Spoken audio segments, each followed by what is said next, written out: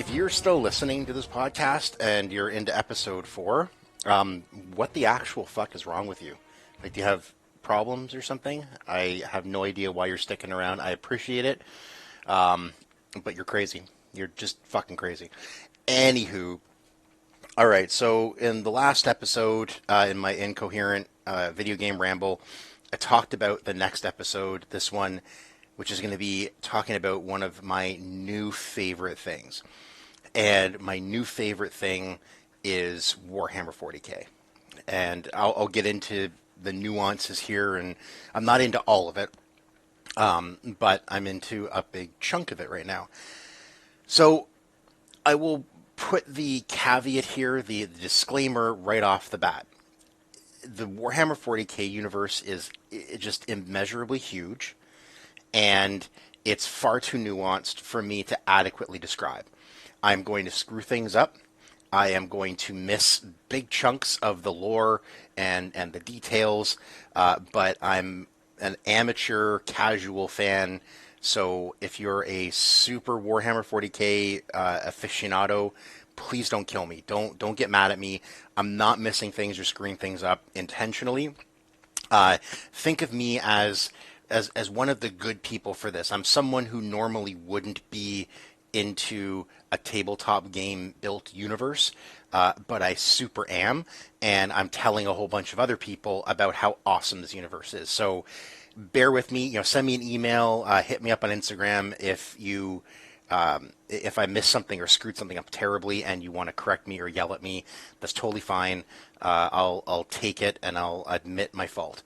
So with that in mind, I want to paint a picture for you. So if you've never dealt with Warhammer 40k before, or you've like very casually heard of what it is, take a man, all right? Take a soldier. Multiply him by about 4, but in one body, and make that body just thousands of times faster and stronger and more resilient, and add to it super thick tank-like body armor with an awesome-looking helmet and a giant machine gun about half the size of a normal human being that, instead of shooting regular bullets, shoots these big bullets that explode when they hit whatever they're being shot at. So that's 4K. That's 40K. I love everything about the universe. I think it's exciting. It's just brutal. It's based on violence and terror and horror, and the characters, especially the main, I would call them the main characters, the Space Marines. They are fucking awesome. They look incredible, and all the weapons and vehicles are incredible. So what I thought I would do is just, again, if you're new to this thing, I'm going to tell you why, as a guy in your like 30s or 40s or 50s, this is the kind of shit you want to get into, because it's quite literally thousands of hours of fun and excitement. Like it's baffling to me how many media types this universe transcends, except for TV and movies, and I know exactly why, and we'll get into that, but like, you need to get into this shit, and I'm going to tell you why. So I'm going to start by doing my best at describing the universe as a whole. So it takes place like about 40. It's in the year 41,000, 41,000. It's 41K, obviously, or 40K. So this is far into the future of mankind, and a lot of crazy stuff happens to reach to this point. And again, purists, forgive me, I'm skipping over a ton of lore that I haven't even gotten to. I'm just kind of jumping in at where I started, which is the good shit. That's not fair. I'm sure there's other good shit, but to me, this is the good shit. Okay, so it's 41. It's 40 year 41,000, and so there's this guy called the Emperor, and he's basically a living god, and he, before he totally took power, humanity was scattered across the galaxy to all these different corners of the galaxy, the little like little kingdoms and little civilizations of humans all over the place, even in our own solar system, even in Sol. So basically, he takes power and he says, you know what? I want to get everyone together. I want to make the universe or the galaxy whole again for humanity. Like, he wants to centralize humanity. And so he creates, in order to do this, he creates 20 suns, essentially, called Primarchs. And some crazy shit happens, and the Primarchs are just like boom. They're just, after they're created, they're all scattered across the galaxy. And the Emperor's like, fuck. So he also creates legionaries, Astartes. So Astartes are kind of like as I was talking about a little earlier, these super soldiers in super armor, and they're based off of the genes of the Primarchs. So he creates these things, and there's like 20 legions. And basically, he goes out and finds the one of the first ones he finds. The first one he finds is Horus. Horus Lupercal, who's the Primarch of the Lunar Wolves Legion. And so then Horus helps him find the other Primarchs. So he basically goes on this Easter egg hunt across the galaxy to find these scattered Primarchs and reunite them with their legions. So he has these legions, and he starts this thing called the Great Crusade. And the Great Crusade is, hey, all my sons and super soldiers, go out there and find all of the scattered tribes of humanity and integrate them back into our empire. And this is the first part of this universe being dark and fucked up.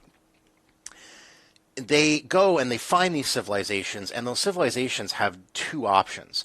They can either say, yes, we love the Emperor, we want to be part of the Empire of Man, or they just get anally raped by these Primarchs and by these Astartes.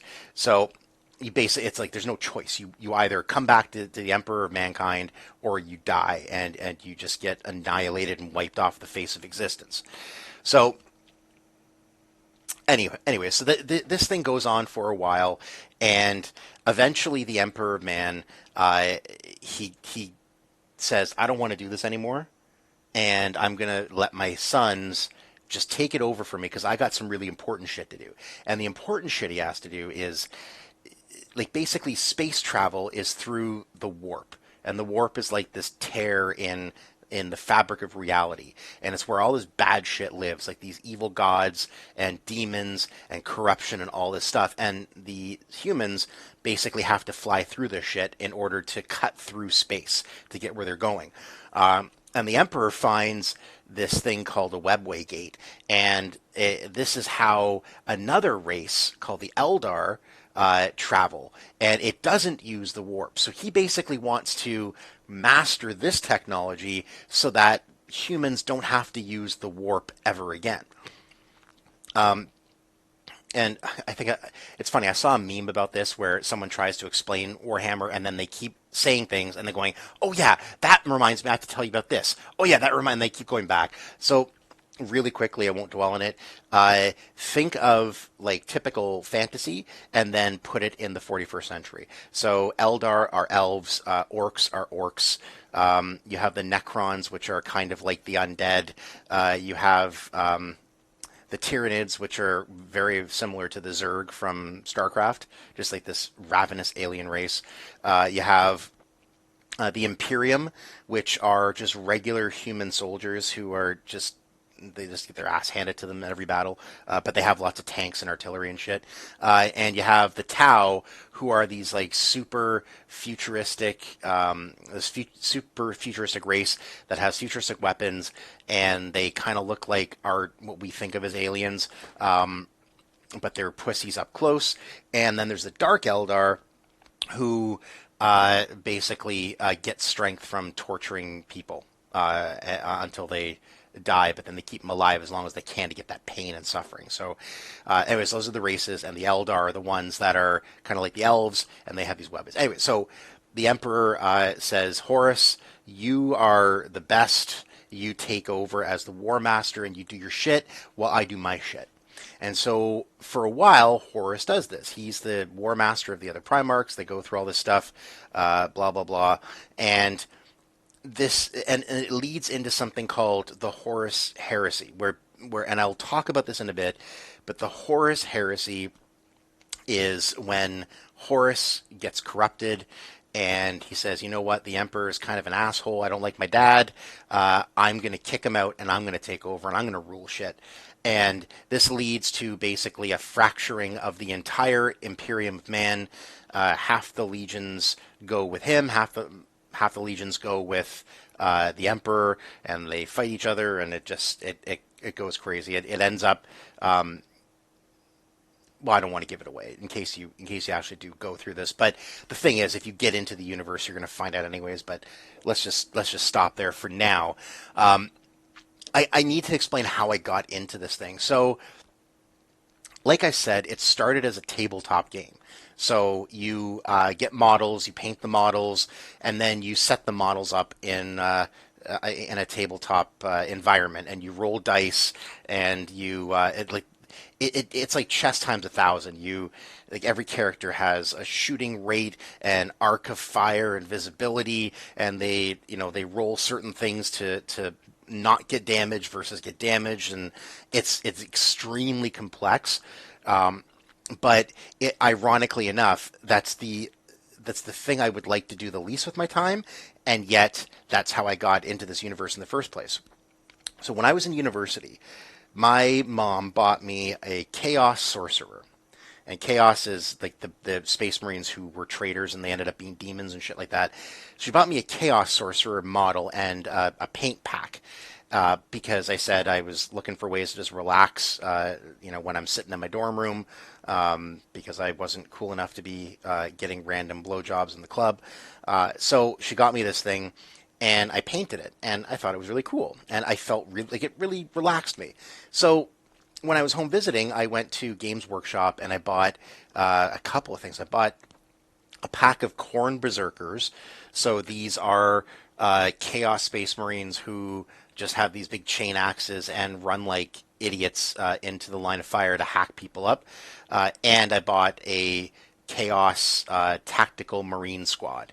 So that's like the standard Space Marine, but for the Chaos side, like just guys in armor with bolt guns, like machine guns and flamers and stuff like that. And so I painted those, and it was really good for a while. And then this guy living in my residence building, kind of creepy dude, he was I can't remember what he was doing. He was walking around talking to people, trying to get them to sign a petition or something. And he happened to look in my room, and I had my figures on my shelf. He's like, "Oh, I didn't know you were a player. I didn't know you were a Warhammer 40K guy. I am too. We should play sometime." And I thought, all right, sure, whatever. And I kind of avoided him. And then one day he showed up at my dorm room door with his girlfriend, and he was like, "Yeah, I don't know. I thought you were kind of a cool guy. I don't know why you don't want to like hang out with me. What's going on?" And I felt really awkward. And he kind of cajoled me into playing a round of Warhammer 40K with him. So I met him in we have these little rooms in the residence basement, like little conference rooms or whatever. And I go down, and he has. I swear to God, it looks like something that was built for the original Star Wars. Like, it just, this incredibly detailed, I don't even know, like forest and clearing and valley made of styrofoam and clay and God knows what else. And it was huge. It was the size of like a dining room table. And he even had like a little bottle of water, and he filled up a creek, like a fake creek in this thing with the bottle of water. So I put out my characters. He apparently had a book that looked at the point values of mine, and then he built a similar army with his. And I think he was the Eldar. And it was interesting. I never want to do it again. And I am not saying that as criticism of people who do play the tabletop. Don't kill me. I don't mean anything negative about it. It's just not my thing, and I can't stand it. And And you know what? I just caught myself in a lie. The very first time, which I don't really count because it didn't have a lasting impression like this board game. In high school, my friend and I were at another friend's house for a sleepover, and they weren't like the regular size tabletop models. They were these tiny little models that weren't painted, and there was Space Marines, Eldar, and Orcs. And it was like a mini version of the tabletop game, and he was the Space Marines, I was the Orcs, and my friend was the Eldar. And he like it was ridiculous because his land speeders, these like basically these hovering speeder bikes, just fucking annihilated my friend and I. Like just it was ridiculous. We couldn't hit them at all, and he would just roll his dice and go, "Okay, I killed four of your guys." What the fuck is going on? Fuck you! I don't want to do this thing again. So, I was fast forward back to the tabletop game. Um, that was a not I wouldn't say a terrible experience. It was definitely an experience, but I still like I got some more models after that and I painted them and I feel really bad because I lost them after like moves and stuff. And I kind of fell out for a bit, but I always had it in the back of my head like this is a pretty cool universe. And really the thing that really got me was the original Dawn of War game. So it was think Command and Conquer or StarCraft, but with Space Marines and with Eldar and Orcs. Like it it was an incredible game, and I really fell in love with the universe and the concept of these like super warriors then. So that I played the shit out of that game across multiple computers like that. I became an expert at that game, and there were a few others in between there, but then Dawn of War 2 came out, and that was great. Dawn of War Chaos Rising was good. My absolute favorite is Dawn of War Retribution. And Dawn of War 2 Retribution, I like it for a couple of reasons. So, number one, you can play as one of 6 races through the entire campaign. And number two, it has, like, I have this thing with video games where I like upgrading my shit. I like getting new shit, upgrading my shit, and getting more powerful as a result of that shit, and actually seeing it on my character. So like, you know how there are some games where, like Diablo style games, where you pick up like new weapons and new armor, but your character looks exactly the same? Like, fuck that. Why would you do that? What's the point of that? It's stupid. In this game, in Retribution, when you switched out a sword with a two-handed power hammer, you had the power hammer. You had the new armor. You had all this stuff. And it was fucking awesome. What an awesome. I still play it. I still have it on my computer. I still play it. Just they do a round at a time. And it has this mode called, I think it's Last Man Standing. Or, no, Last Stand. Sorry, Last Stand. Where you have a character, and it could be like an Eldar, or it could be a Space Marine, or whatever. And you basically, it's multiplayer, and you get in a map with, I think it's 2 other people, and you just fight wave after wave of increasingly difficult enemies. And the whole point is you're going to die. You don't last forever. But as you gain levels, you get new armor, new abilities, and I even enjoy doing that. Like it's 10 minutes for a round, and I fucking love it. It's a great little escape into the world.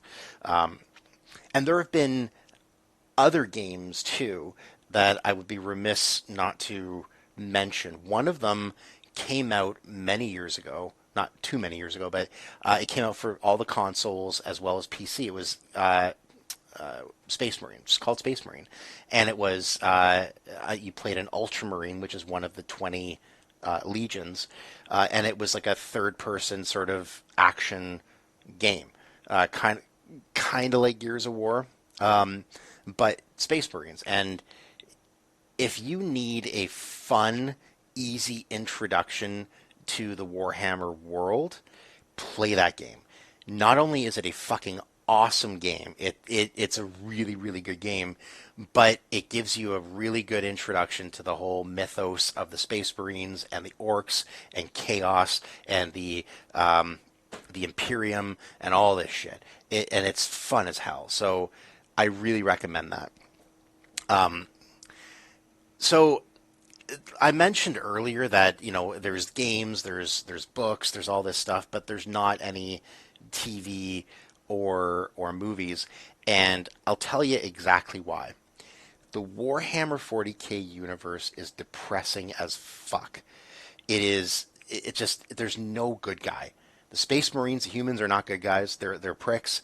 The orcs are just savages. The Eldar are reclusive idiots. Like it's just no one is good, and it's nothing. Like when they say in the future, there's only war. They fucking mean it. There is only war in the future.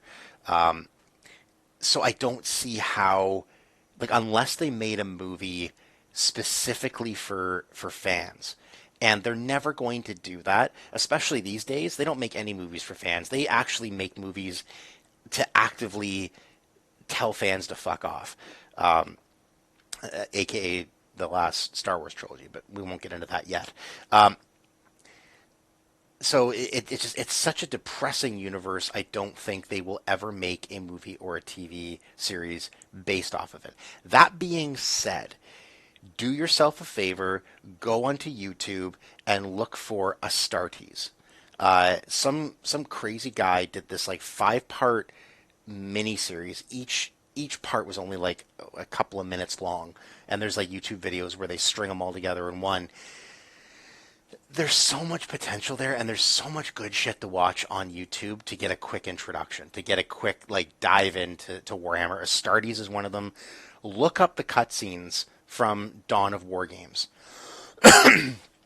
Like there's lots of cutscenes, and they're all really cool. That was one of the things that first got me about the original Dawn of War game. The cutscene intro was like, I need to be in this world. This is fucking amazing.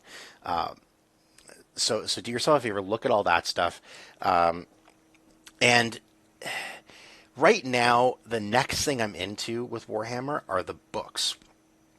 But before I get into that, I wanted to bore the shit out of you and walk through, because it is important to know who these guys are before you start getting into the books, which you better fucking get into the books. I will find you. I will find out where you live and I'll murder you.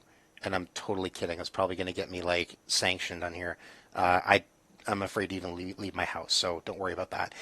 But if you want to get into the books, which you should, you got to know the Primarchs and the whole story there. So I'll go through each of them. I'll tell you if they were good guys or bad guys, which there really isn't anything. So let's just say loyal or traitor. And traitor means that they were chaos. They went against the Emperor. Loyal means they were with the Emperor. So the first one, and they're in legions 1 through 20. So the first legion, the dude's name is Lionel L. Johnson, and he led the Dark Angels Legion. So he is from the planet of Caliban, which is this like death world with all sorts of crazy monsters. Actually, I'm not going to talk about the worlds. That's stupid. So anyways, he was loyal, and so Legion number 2 was actually, I don't know why they left it blank. There's 2 of them that they leave blank. They say like deleted from Imperial records. So maybe there was one at some point, but now they're dead or something happened. But anyways, Legion number 2 doesn't exist. Legion number 3 is the Emperor's Children, and they're led by Fulgrim. So this Legion, Fulgrim was big into art. Like they were basically the Nancy pussies of the Primarchs. Fulgrim was.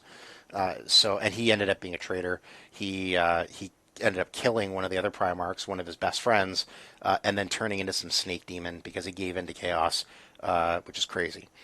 Legion number 4, Petarabo of the Iron Warriors, and he's a traitor as well. And I never really liked him. I thought he was kind of, I know I said I wouldn't use the word, but kind of a cuck. Like he gets beaten the shit out of by Fulgrim, and Fulgrim uses him to power his own transformation into this demon thing. So he's kind of a wuss. Legion number 5, Jagatai Khan of the White Scars. He's loyal. And he's, I think this entire, as you can tell by the name, this entire legion is based kind of off of the Mongol hordes.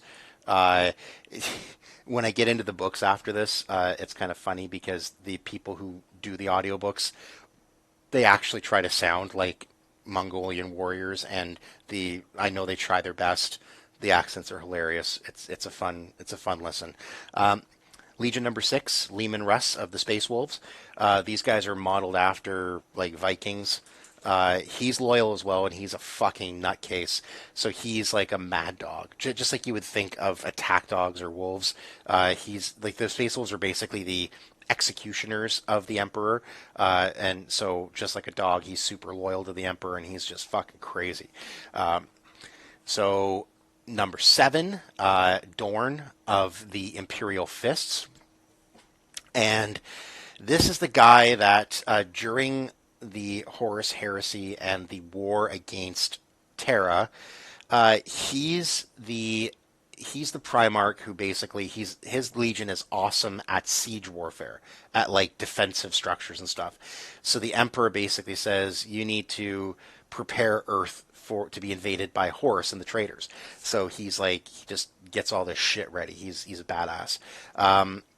So number 8, Conrad Kurz of the Night Lords, traitor, piece of shit.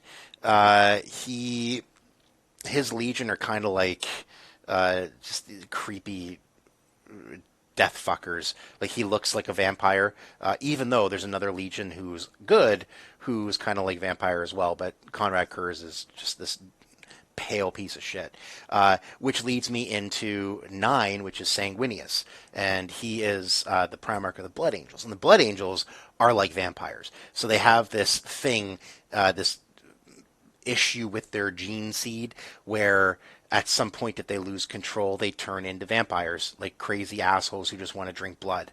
And so Sanguinius was loyal. He was a good dude. Ended up getting killed near the end. I won't tell you how. Ferrus Manus, the 10th Legion, the Iron Hands, this ugly fuck, got killed by Fulgrim during this thing called the Drop Site Massacre, and I'll tell you about that when I get into the books. But he was a Primarch, and he was killed by a traitor. Legion 11 was again deleted from Imperial records for some stupid reason. 12, the World Eaters, Angron. This guy is an absolute berserker. Just loses his mind and slaughters everything that moves. His legion just kill and decimate and destroy without giving a fuck about anything. He ends up, he's obviously a traitor because he's a dick, and he turns into basically, you know how I was talking about my models, and one of them were the corn berserkers, these guys with like chain axes and go crazy. He ends up being the demon prince of those guys. Just to give you some context there.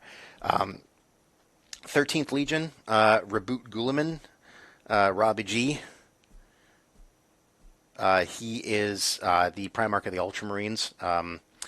So in the books, the Empire of Ultramar, which is his region, he's really good at being a leader in a strategic and administrative sense. He builds this like 500 world sprawl of Ultramar, and they're amazing. And during the Horus Heresy, he gets cut off from the rest of the galaxy by this crazy warp storm caused by the traitors. He thinks the Emperor is dead, so he basically starts his own empire, like the Second Empire, Second Imperium, and I think Sanguinius ends up being emperor of that until the warp storm fades and they find out, oh shit, Emperor's still alive, we better go help him. There are lots of cool stories about the Ultramarines and that game that I told you about, Space Marine, that you have to go play, and don't be a piece of shit, go play it. The Space Marines in there are Ultramarines, part of Reboot Ghouli's little party there. So the 14th Legion, Mortarion, the Death Guard, this guy's a traitor, and he's just this sickly piece of shit because he grew up on a planet that had all these like crazy brain-melting chemicals, so he's just disgusting. He's kind of like a Grim Reaper. He has like his weapon's a big scythe. So there you go. The 15th Primarch, Magnus the Red, Primarch of the Thousand Suns. See, I haven't gotten too much into this. I didn't think he was a traitor, and I'll tell you why. So his legion, the Thousand Sons, were the most in tune with the psychic power. So basically, the warp has psychic powers, and if you can draw into those, you can use those powers psychically, like psychic fire and shit like that. And so his legion was really into that, and there was this thing called the Council of Nicaea, where basically his legion and Leman Russ, the Space Wolves, do some shit together, and Leman Russ is freaked out by their psychic powers, so he goes to his dad, the Emperor, and says, "Hey, this guy's fucking crazy. We need to stop this stuff." So they have this thing on Nicaea, and Magnus the Red defends psychic powers. One of Jagatai Khan's dudes tries to defend psychic powers, and the Emperor says, "No one use psychic powers. No more Librarius, like no more psychers. You're done. If any of you do it, you're going to get fucked up." So Magnus goes back to his planet. His entire legion, his entire planet is based on psychic power. He can't just give it up, so they keep doing it.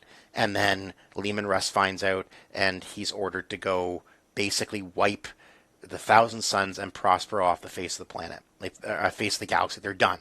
So, blah blah blah. Magnus the Red gets his back broken by Leman Russ, and I didn't think he was a traitor. Maybe there's some books I haven't gotten to yet, but apparently he turns into a demon prince. So I guess I'll find out soon enough, right? So 16th Legion, this is the big one. Horus Lupercal. He is the Primarch of the Luna Wolves, who eventually becomes the Primarch of the Sons of Horus. He just changes the name because he's batshit crazy. And he's the one who was made the Primarch by the Emperor, and he's the one who becomes the traitor who leads the other traitor legions against the Emperor on Earth. So obviously he was a traitor. I'm not going to tell you what happens to him, but he doesn't like his dad, so we'll just stick with that. 17th Legion, Lorgar. He's the Primarch of the Word Bearers, and the Word Bearers are actually the legion that kind of, like, Lorgar is the one who kind of starts that taint. He and his cronies convince the War Master to turn to chaos, to go against the Emperor. He's where it all starts. So obviously he's a traitor. The Word Bearers are like the religious crazies, like they're Bible thumpers basically of the Imperium. So that's so 18. Is it 18? Yeah, 18 is Vulcan of the Salamanders, and this is a weird one. I didn't really get into the Salamanders, and I quite honestly don't have much interest in getting into them. They're basically these like charcoal black dudes, and their favorite weapons are flamethrowers. They sound really cool. He was loyal, but he was part of the drop site massacre, which I'll get to in a minute with the books. Yeah. Anyways, next one, 19, is Corvus Corax. He is the Primarch of the Raven Guard, and this is another one that was in the drop site massacre on Isfahan. He's loyal. He barely escaped with his life and then tried to rebuild his legion using this secret tech from the Emperor and created a bunch of like fucking mutants, because the last legion, which I'll talk about, sabotaged the gene seed or whatever. So he has basically no team under him. He's just a dude with a few surviving Raven Guard, and that's it. The 20th Legion, Alfarius and Omegon, the Alpha Legion, they're actually twins, and they're not as big as other Primarchs. So this is another thing. The Primarchs are bigger than the Legion soldiers, the Astartes under them. They're bigger, taller, thicker, stronger. They're just these war gods. The Alfarius and Omegon are the same size as their legionaries, and they have this like they're the sneaky fuckers. They're like the sneaky fuckers. So they like all their legionaries will go like they'll send their legionaries into meetings with like Horus and shit, and they'll say, "Yeah, I'm Alfarius, I'm here," but they're not. It's just they're super sneaky. I don't like them because they're just sneaky. I don't like sneaky, fucking sneaky sneakers. So those are all the Primarchs. Okay. Any questions? Now, I have really gotten into the books because a couple of reasons. Number one, I'm a fat piece of shit, and I'm tired of listening to the same like 50 songs on my on my iPhone. So what I did is I thought I keep hearing about this Horus Heresy, and this is where like all the games that you play now happen after this heresy, after everything is done. So I thought, why don't like I keep hearing about it, and I keep hearing it's really cool. Why don't I go back and get into it again? So as I mentioned, there are 50 books, 50 books. And I have the audiobooks because I listen to them when I drive, and I do quite a bit of driving but more importantly, when I go for a walk with my dog in the morning and the afternoon, because it's a good workout and it gives me something entertaining to listen to. And what I want to do is number one, I need you to start reading these books or listening to these books. Like, just get the audiobooks. Download the audiobooks. They're varying degrees of good, and what I'm going to do is I'm going to painstakingly go through the first 40 and tell you which ones are good, which ones you can skip. But it's just like if you're like me and you want to listen to something to like forget the fact that you're working out or running or walking or whatever, try these out. Like they're really good. Most of them are really good books. The stories are awesome, and I will tell you one thing right now. You will never read a more descriptive, brutally disgusting, violent fight scene than you will in a Warhammer 40K book. These guys know how to write shit like heads being torn off and then the spine being held and used as a flail to kill someone else. Like just fucking nut stuff. Okay, so with that being said, let's go through these books. And I know 50 books is daunting. You can probably pare it down to like 20 to 25, which is still daunting. But if you think about it, like I think in a week of going for walks, like a week and a bit of going for walks, I go through a book. So it's actually helped me lose like I think 14 pounds now.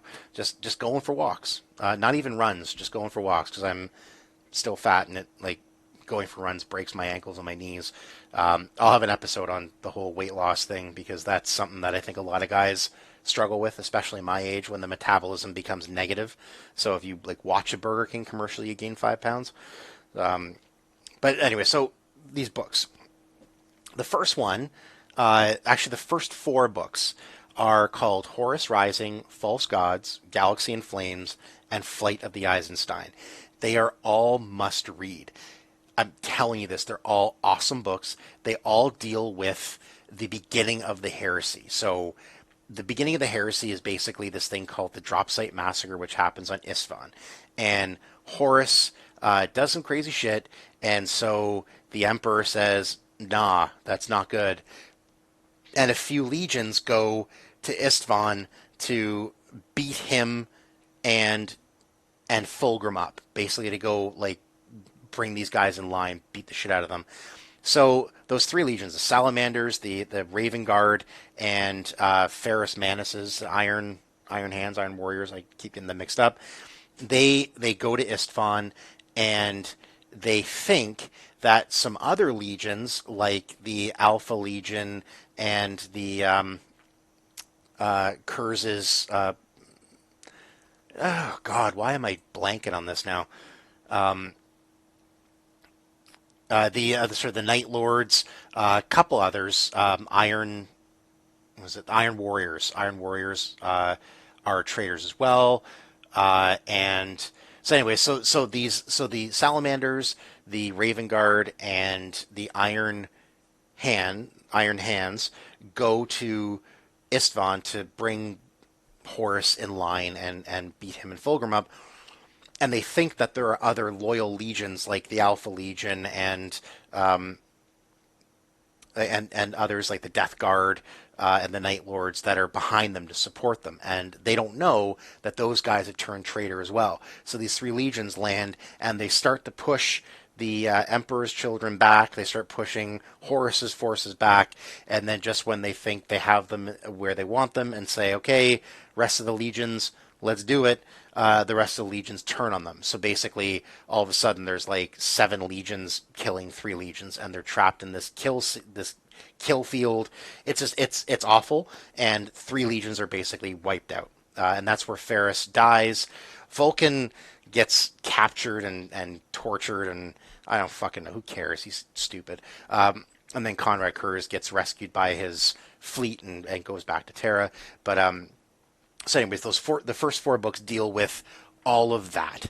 And the last one there, The Flight of the Eisenstein, there are a few loyal soldiers from those traitor legions who don't want to be traitors.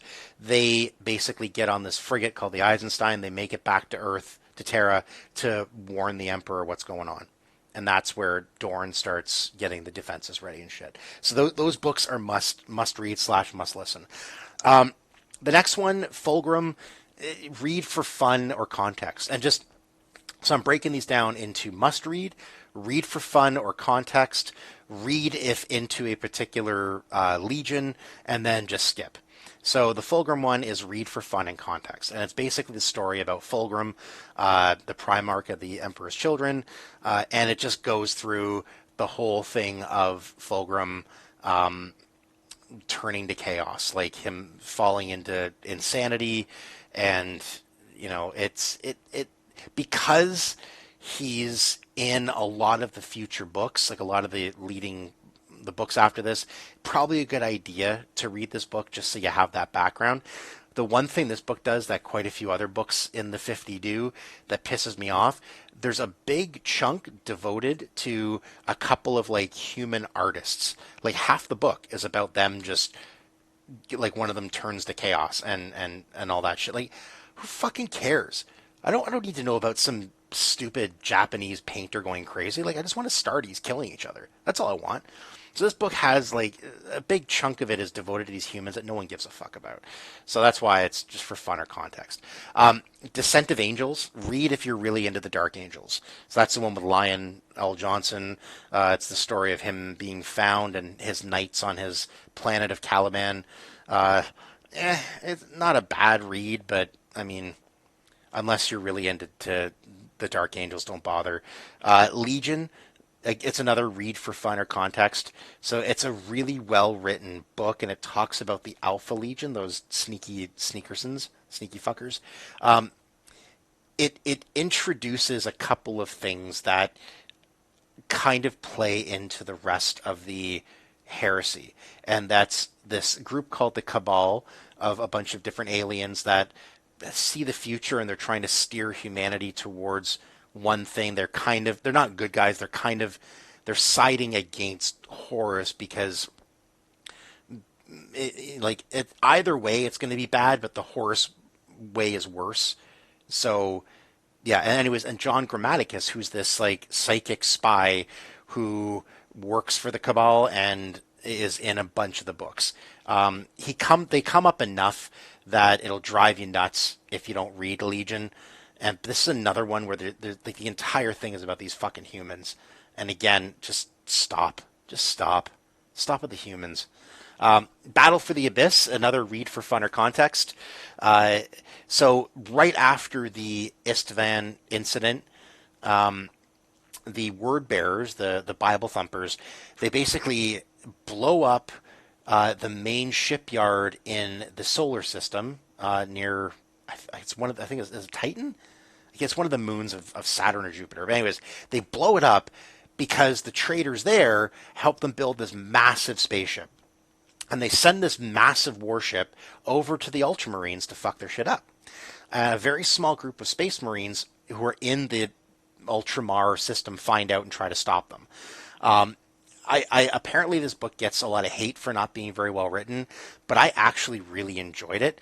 It's I think it's a like it's a good light popcorn read. Like the action is really good, the story is really good, even though it doesn't directly have anything to do with the Heresy storyline.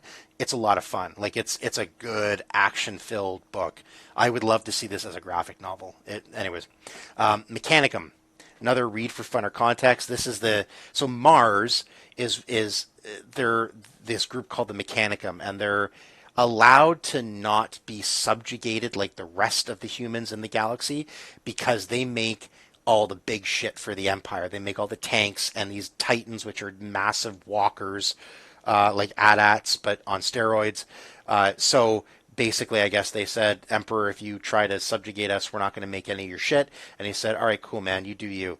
So, anyways, Mechanicum talks about the civil war there because half the Mechanicum, half of Mars sides with the Emperor, the other half sides with Horus. So that obviously causes some shit. I enjoyed it. It was another really good read because everyone is in Titans and they're in these knights, these like big walking robot mech things. So it was good. Next one is Tales of Heresy. It's a collection of short stories. You can skip this. There's a couple of short stories in this group that are pretty good. Wolf at the Door was a lot of fun, but depressing as fuck because it really drags you back into the fact that this universe, there's nothing happy about it. There's nothing joyous. There's no hope. It's just war and shit. And that does it. And then, I mean, on the other end of the spectrum, The Last Church is basically the Emperor debating religion with the last religious figure on Earth and proving him wrong. So, the Fallen Angels, skip. It's the same as Descent of Angels. If you love the Dark Angels, go for it, but you can skip it if you want. Thousand Sons is a must-read. This is the introduction to the Thousand Sons Legion, the Psychics, and this is the one... it goes into that proclamation of Nicaea, like no more librarians or psychers, and it plays heavily into the rest of the books, and it's an awesomely read or written book. Like it's really good. Nemesis, you can skip this. I'm kind of torn with this. I read it, and it's about essentially there's like 5 or 6 assassin guilds on Terra, and each one has a specialty, and they basically decide they're each going to send their best assassin as a team to go kill Horus Lupercal, to go assassinate him. And it tells the story of their journey. I won't spoil it in case you want to read it, but since the Horus Heresy is 50 books long, you could probably guess that they do not succeed. But despite being all about humans and no Astartes, it was a good read. I kind of enjoyed it. It was good. The First Heretic is another must-read. It's the story about Logar, the Word-Bearer's Primarch, and basically, like his legion. He's the one that starts the entire heresy and corruption of Horus.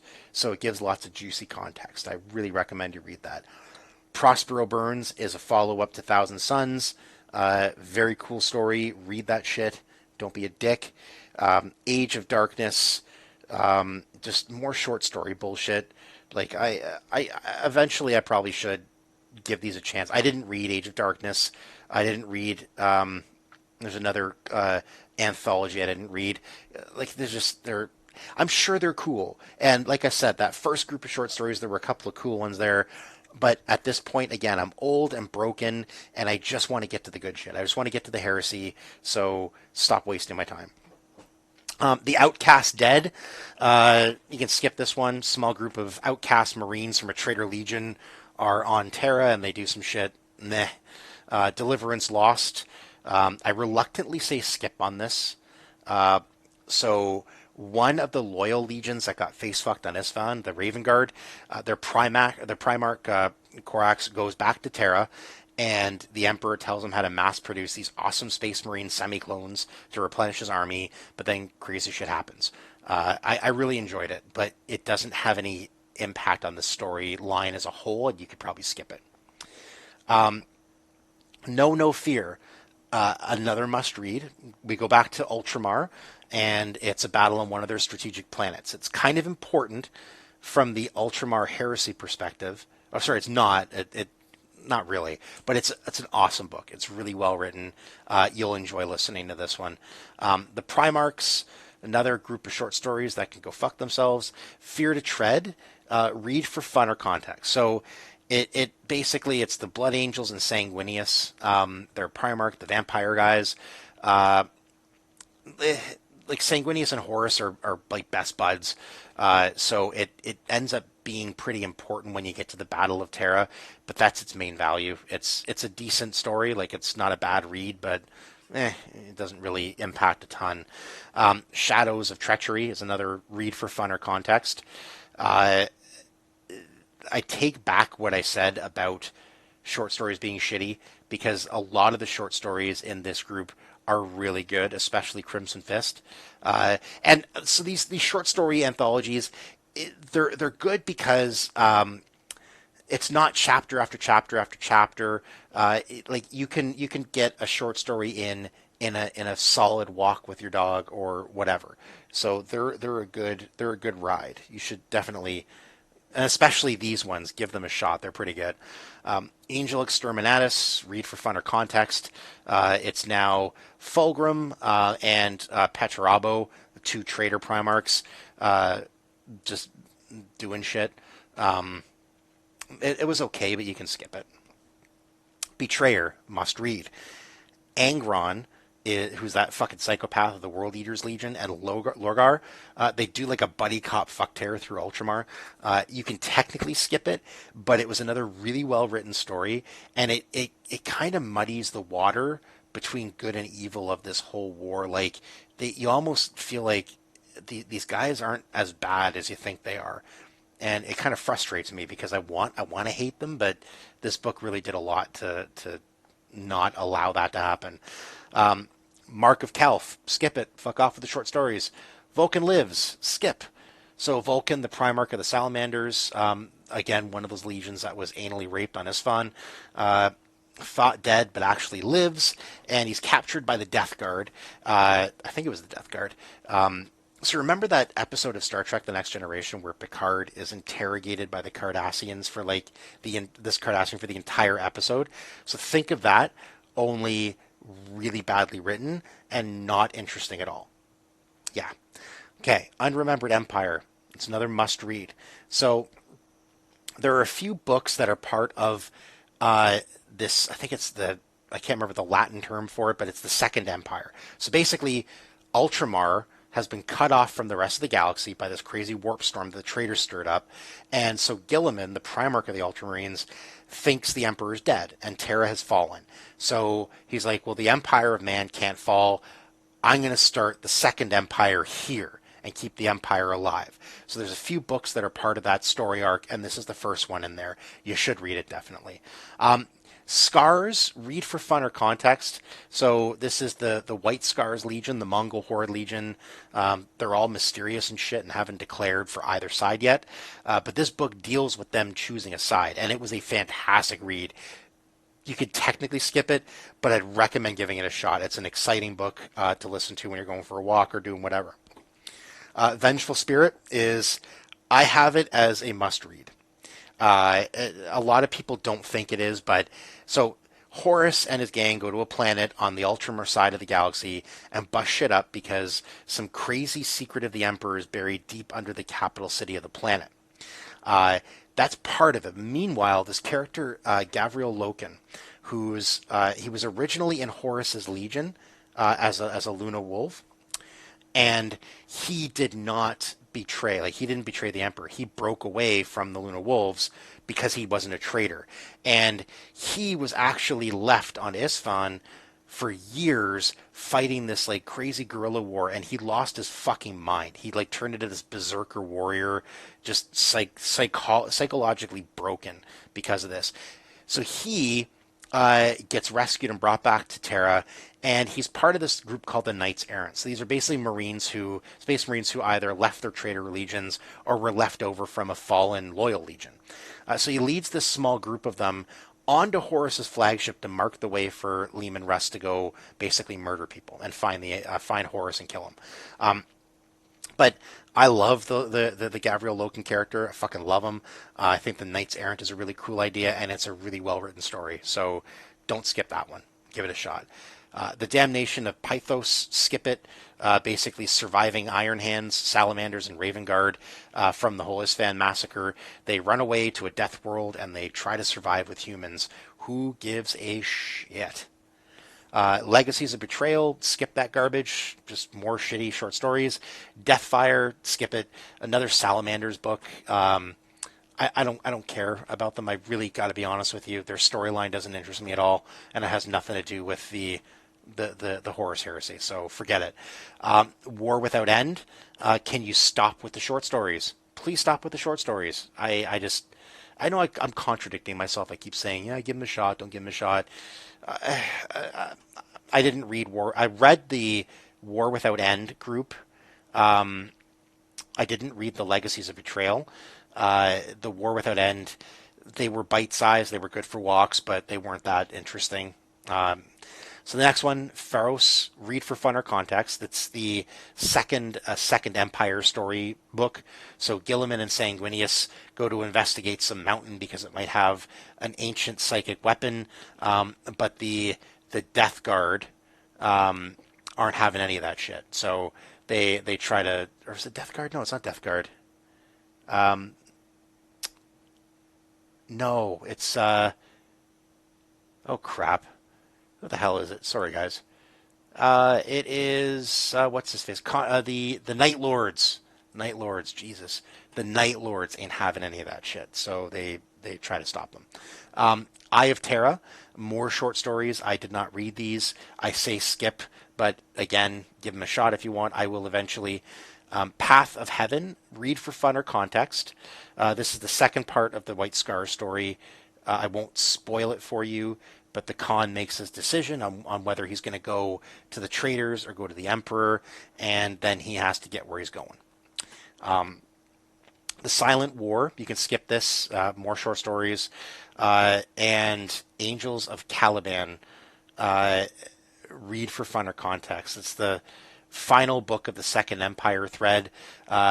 You might be missing a bit if you didn't read the other Dark Angel books, but as a standalone, it ties things together nicely with the other ones because apparently, like Lionel L. Johnson is sent to Ultramar because he thinks that Reboot Guilliman, Robbie G, is a traitor, and so he goes to bust him up. But then when he gets there, he finds that, oh, you're not a traitor. You didn't know the Emperor's alive? All right, cool. Well, he's alive. Oh, okay, we're all friends? All right, awesome. So that's basically it.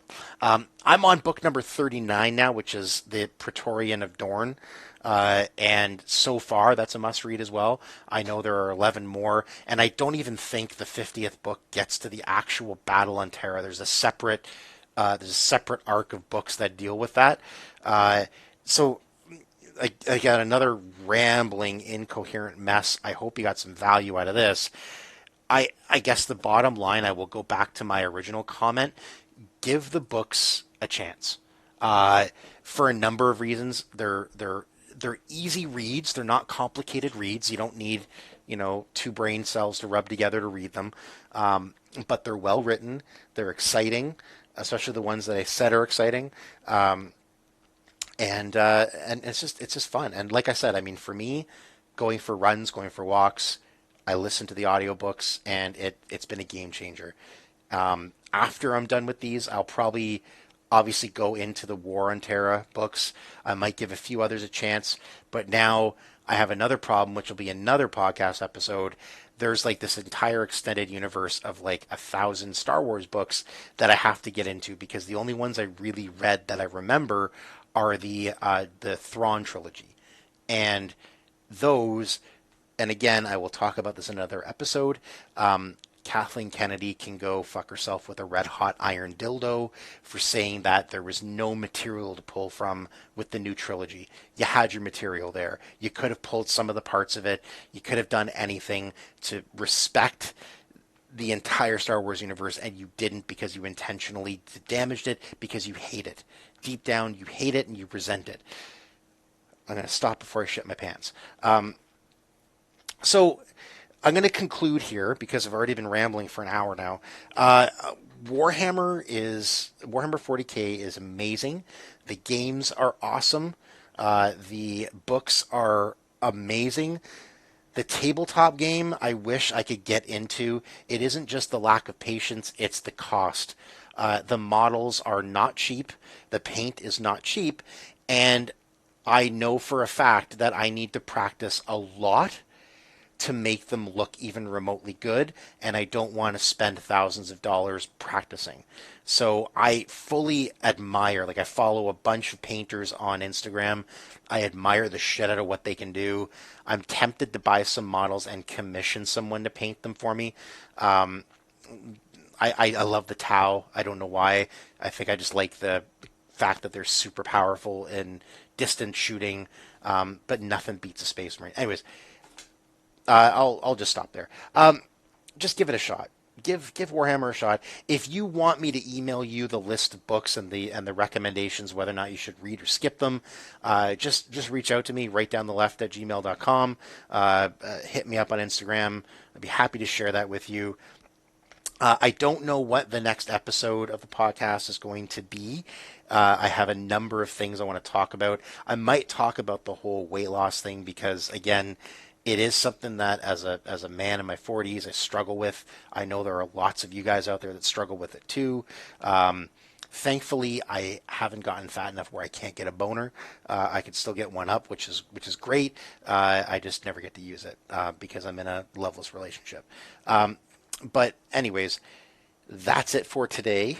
I hope you're all staying safe, and go to YouTube right now and look up Astartes and watch that, and then watch some cutscenes from the Dawn of War games, and then tell me I'm wrong about this being the coolest universe you could get into this late in your life. It is fucking amazing. All right, take care, guys.